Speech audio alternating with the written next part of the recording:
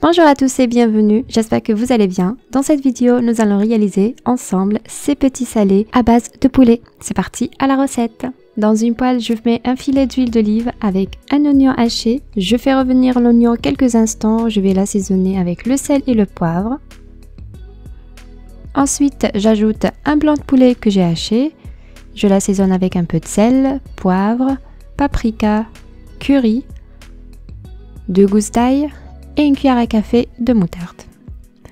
Je mélange bien et je laisse cuire tranquillement. Voilà, une fois le poulet est bien cuit, je le retire et je vais le mettre directement dans un bol.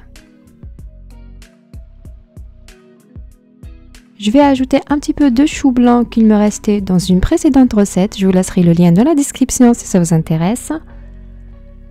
Ensuite, j'ajoute 2 œufs et 2 cuillères à soupe de persil et aussi 2 cuillères à soupe de béchamel qui me restait aussi de la recette précédente. Si vous n'avez pas la béchamel, vous pouvez utiliser la crème fraîche. J'ajoute un petit peu d'olive vert et quelques morceaux de fromage et je mélange bien la préparation.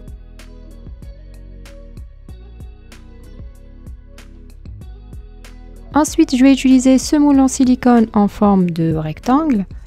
Ça donne un bon rendu.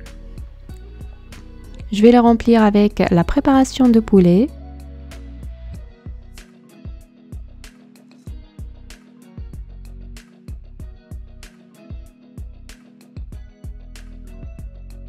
Et une fois c'est rempli, je vais l'enfourner à un four déjà préchauffé à 180 degrés, environ 20 minutes de cuisson, jusqu'à la préparation soit bien dorée. Comme ici, la préparation est bien prête. Maintenant, je vais le retourner sur un plateau et je retire le moule en silicone. Quand vous voyez la préparation est encore chaude, il faut le retirer délicatement. Sinon, vous pouvez le laisser tiédir un petit peu avant de retirer le moule en silicone.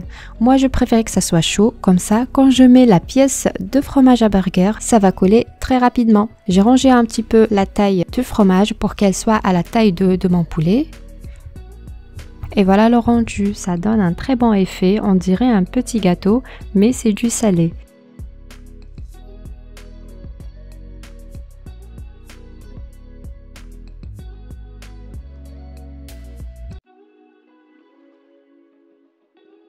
Juste sur la surface, je vais la décorer avec une feuille de persil, un petit peu de paprika